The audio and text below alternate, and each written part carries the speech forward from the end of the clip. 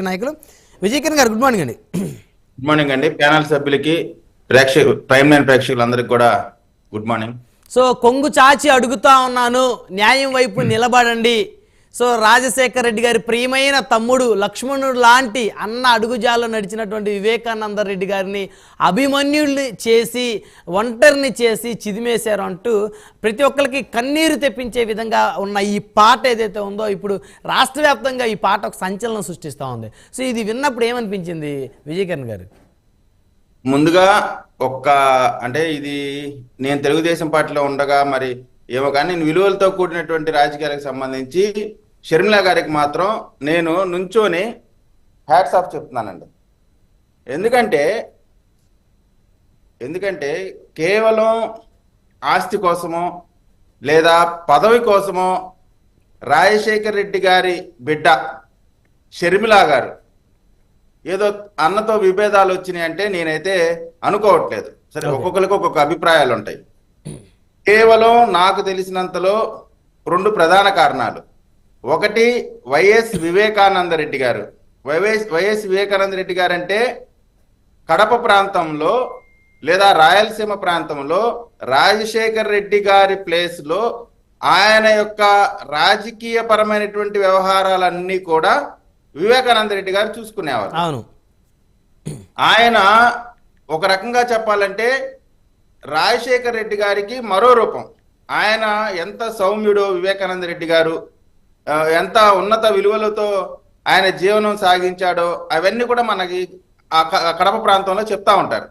ఇప్పుడు షర్మిల గారు కేవలం పదవి కోసం ఆస్తి కోసం బయటికి వెళ్ళారనే సాక్షి మీడియాలో, అంటే రాజశేఖర్ రెడ్డి గారు ఓపెనింగ్ చేసి రాజశేఖర్ రెడ్డి గారు ముఖ్యమంత్రిగా ఉన్నప్పుడు జగన్మోహన్ రెడ్డి గారు అవినీతి సొమ్ముతో పెట్టినటువంటి సాక్షి టీవీలో ఎంత దారుణంగా, అంటే చిల్లర వెధవలు, మనం యూట్యూబ్ ఛానల్స్ లో బూతులు తిడితే ఎక్కువ వ్యూస్ వస్తాయని చెప్పి బూతులు తిడతా ఉంటారు చూడండి, వాళ్ళతో సాక్షి గొట్టం పెట్టి షర్మిల గారి మీద మాట్లాడిస్తా ఉంటే మేమంతా కూడా ఎంతో బాధపడ్డాం. గతంలో మేమంతా కూడా కాంగ్రెస్ లో ఉన్నటువంటి పరిస్థితిలో రాజశేఖర్ రెడ్డి గారి మరణం రిలయన్స్ వాళ్ళు చేపించారు అని సాక్షిలో కథనాలు వచ్చినప్పుడు, రిలయన్స్ తగలబెట్టినప్పుడు మేము కూడా ప్రధానంగా వాటిలో కేసుల్లో పడి సంవత్సరాల పాటు కోర్టులకు తిరిగి చాలా ఇబ్బందులు పడ్డాం.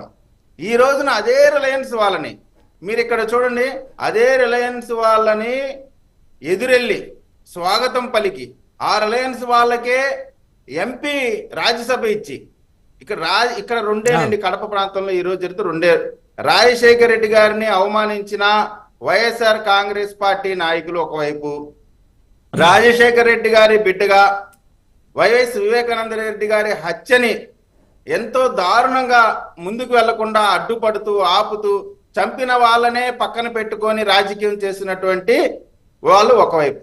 నేను తెలుగుదేశం పార్టీలో ఉన్నాను కాబట్టి ఖచ్చితంగా అన్ని ప్రాంతాల్లో తెలుగుదేశం పార్టీకే ఓటేయాలని కోరుకుంటాను.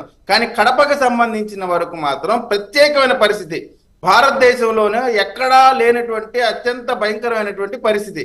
ఈ రోజున షర్మిల గారు కొంగు చాచి ఓటు అడుగుతా ఉంటే ఆంధ్రప్రదేశ్ లో ఉన్న ఏదో ఒక వీడియో కాదండి, అసలు ఈ వీడియో కంటే 1,00,000 రెట్లు పవర్ఫుల్. ఈ రోజు రాజకీయ ట్రెండింగ్ ఏంటంటే షర్మిల గారు కొంగు చాచి నేను ఈ రకంగా నా చిన్నాన్న హత్యకు సంబంధించి పోరాటం చేస్తా ఉన్నటువంటి సునీతమ్మకు అండగా ఉంటా ఉన్నాను, మా చిన్నాన్న హత్యకు సంబంధించి అన్యాయం జరుగుతా ఉంది, వాస్తవాలు బయటకు రాకుండా అడ్డుపడతా ఉన్నారు, నేరస్తులకే మళ్ళీ ఎంపీ టికెట్ ఇచ్చారు, నేరస్తులనే పక్కన పెట్టుకొని అరెస్ట్ కాకుండా అడ్డుపడతా ఉన్నారు. ఇటువంటి పరిస్థితిలో షర్మిల గారు కొంగు చాచి అడిగిన ఆ వీడియో కంటే ఇక ఏ వీడియో కూడా దానికంటే చిన్నదే. ఎందుకంటే నుంచి వచ్చిన వేదన బాధ చూసిన ప్రతి ఒక్కరు కన్నీరు మున్నారుతా ఉన్నారు. కానీ విజయకిరణ్ గారు ఇప్పుడు ఇందాక మీరు అన్నట్టు గతంలో కాంగ్రెస్ పార్టీలో ఉన్నారు మీరు, అయితే మీలాంటి వాళ్ళు గతంలో కాంగ్రెస్ లో ఉన్న వాళ్ళు జనసేనలో కొంతమంది ఉన్నారు, అదేవిధంగా వైసీపీలో టీడీపీలో ఉన్నారు, వైసీపీలో ఉన్నారు, సో వైసీపీలో ఎక్కువ ఉన్నారు. సో వీళ్ళందరికీ కూడా అనిపించదా మేము ఇంతగా అభిమానించి ప్రేమించి ఆరాధించినటువంటి రాజశేఖర రెడ్డి గారి కుమార్తె ఈరోజు ఒంటరిదై నడి రోడ్డు మీద కడప నడిబొడ్డు నిలబడి కొంగుచాచి అడుగుతున్నాను, అర్థిస్తున్నాను, న్యాయం చేయండి, న్యాయం వైపు నిలబడండి అని చెప్పేసి అడుగుతా ఉంటే ఎవరి మనస్సు కూడా కరిగే పరిస్థితి లేదా ఈరోజు? మీకు ఒక విషయం అండి, వైఎస్ఆర్ కాంగ్రెస్ పార్టీలో ఎవరున్నారో తెలుసండి? అసలు మీరు ఆశ్చర్యపోతారు. వైఎస్ఆర్ కాంగ్రెస్ పార్టీలో ఉన్న వాళ్ళు వీళ్ళండి.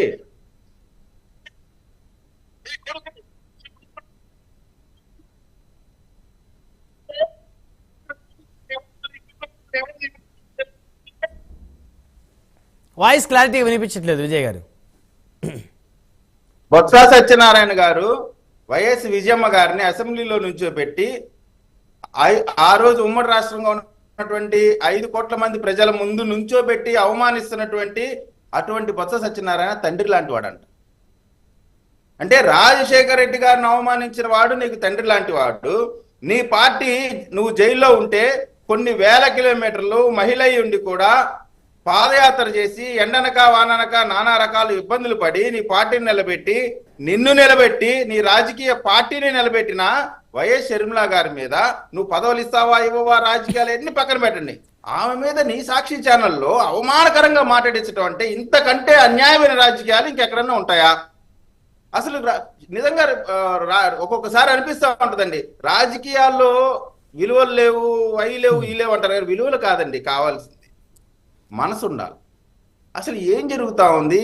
పక్క షర్మిల గారు అసలు ఆ కొంగు చాచి అడుగుతున్న దానికి నాకు తెలిసి కడప ప్రాంత ప్రజలు సరైన నిర్ణయం తీసుకుంటారనేటువంటి నమ్మకం నాకుంది. అలా తీసుకొని పక్షంలో కడప ప్రాంత ప్రజలకు కూడా యావత్ దేశంలో చాలా చెడ్డ పేరు వచ్చేటువంటి అవకాశం ఉంది. ఇక్కడ రెండే విషయాలండి. ఒక పక్క రాజశేఖర రెడ్డి గారి చివరి కోరిక ఏదైతుందో ఆ కోరికను పట్టుకొని వైఎస్ వివేకానంద రెడ్డి గారి హత్యని న్యాయం చేయాలని ఈ 2 ప్రధానమైన అంశాలలో షర్మిల గారు పోరాటం చేస్తా ఉన్నారు.